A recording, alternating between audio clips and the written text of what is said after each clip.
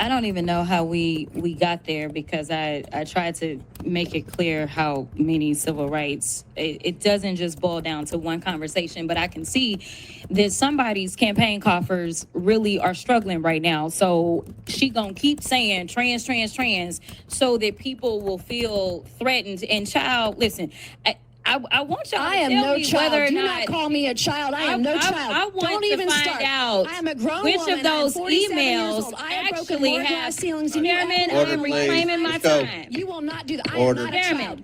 I am not a reclaiming child. my time. If you want to take it outside, Mr. Chairman, the committee is not Okay. in order. All right. Order. Point of order. Point of order. Order. Chair recognizes Ms. Crockett. No, point of order, Mr. Chairman. State your point.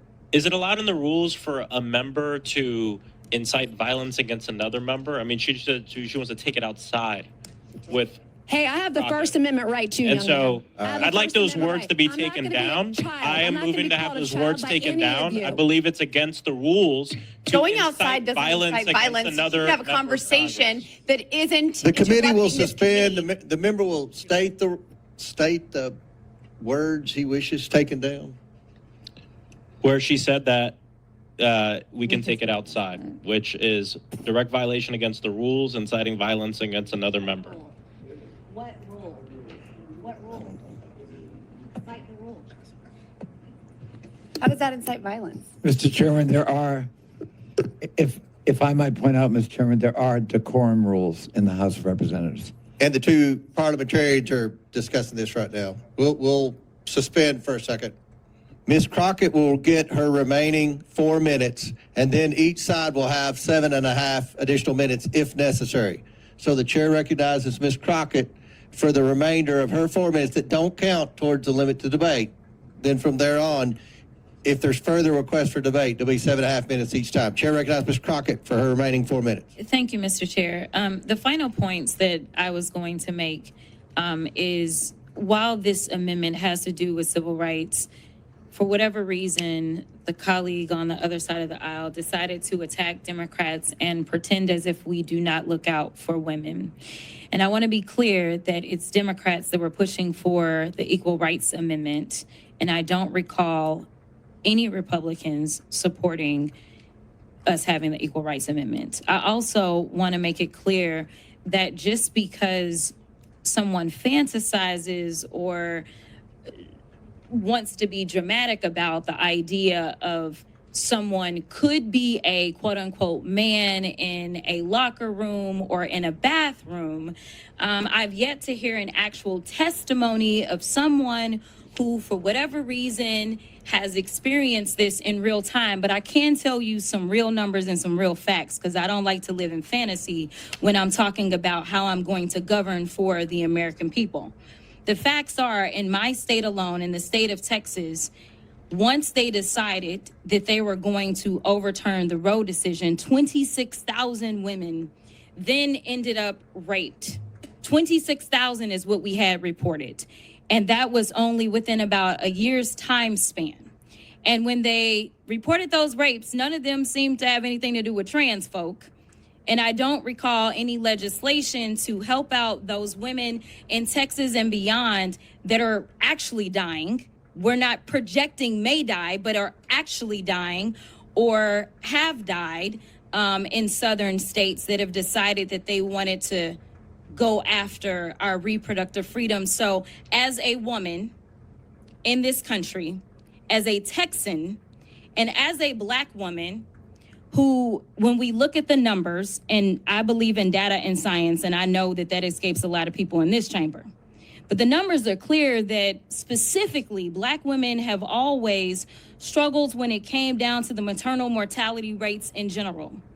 The fact that somebody who looks like me, no matter how much money they have, because I can remind you of a very wealthy tennis star that almost lost her life while trying to give birth. Some things I honestly just don't think should be partisan. And frankly, I do believe in privacy, because honestly, I don't want none of y'all making decisions if I ever end up pregnant and have to decide what it takes for me to save my life.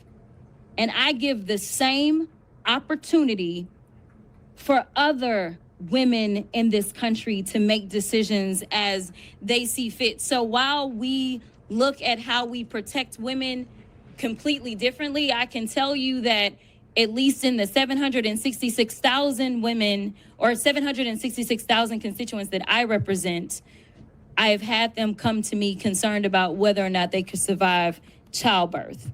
But I have not had a single person in my district tell me that they were concerned that they may be raped by a trans person.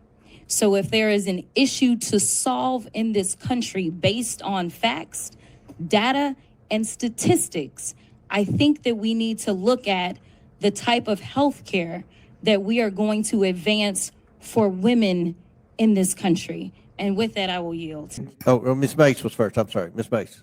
Thank you, Mr. Chairman. Again, I don't know what's going on today. I find it extremely rich and offensive. So we're talking about civil rights. I'm the former ranking member on the Civil Rights Subcommittee, something I believe in civil rights and civil liberties of all Americans.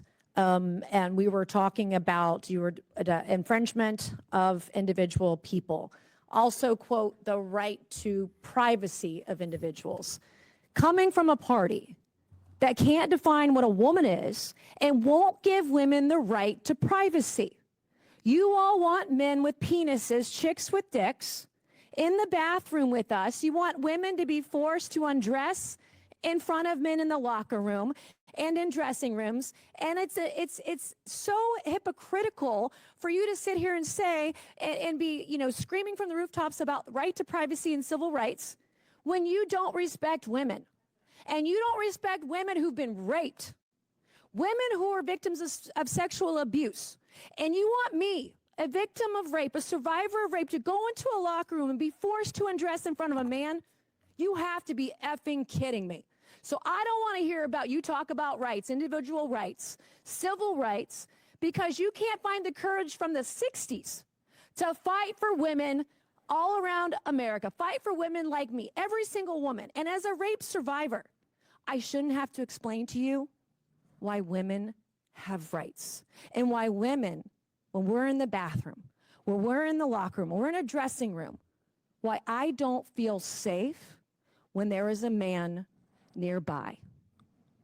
And the fact that we're going here and we're going to say all these things is the ripeness of hypocrisy on the Hill. People need to tell the truth. And if we're going to talk about the rights of individuals, we have to talk about it. Everybody has rights, including women. And at some point, men are infringing on the rights of women. We just had it today. We just had a vote about protecting women and girls in sports. And I believe it wasn't one. It was two people from the Democrat Party who voted to protect women's rights in sports today. Two. So this is, Mr. Chairman, this is a deeply offensive conversation to me today. We want to talk about real freedom. Women have freedom in this country. Women have the freedom to go to a private women's only space and not see a man in it. Women have the right to change and not be feared that somebody with their sexual perversion, someone who's confused about their gender, we have the right to feel safe in these spaces. We have the right to know that we're not going to have trans people filming us in the bathroom. How many of these trannies are taking selfies? These men are taking selfies in women's spaces, in the bathroom. It's gross. It's disgusting.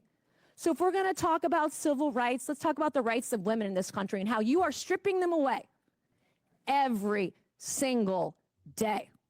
And you're doing it in your legislation. You're doing it in your messaging. You're doing it on X. You're making women feel unsafe in this country. And you're making the opportunity for women and girls to be raped, to be sexually abused in this country even greater than they've ever been. So don't come over here with your attitude and talk to me about rights when you're trying to take my rights as a woman, a rape survivor, away. Thank you.